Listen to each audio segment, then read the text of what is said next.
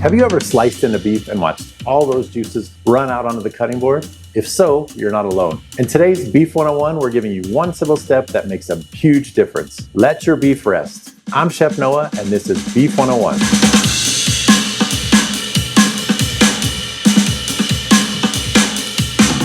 As beef cooks, its juices move toward the center of the meat. If you cut into that beef too soon, the juices escape and end up all over your plate. This can lead to drier beef. Resting simply means letting your beef sit for a while before you slice it. After cooking beef, place on a cutting board, platter, or plate. To bust that popular myth, resting doesn't mean your beef gets cold. The internal temperature stays warm while the texture and juiciness improves. Think of resting as finishing the cooking process without the heat. As your beef rests, the juices evenly distribute throughout the meat.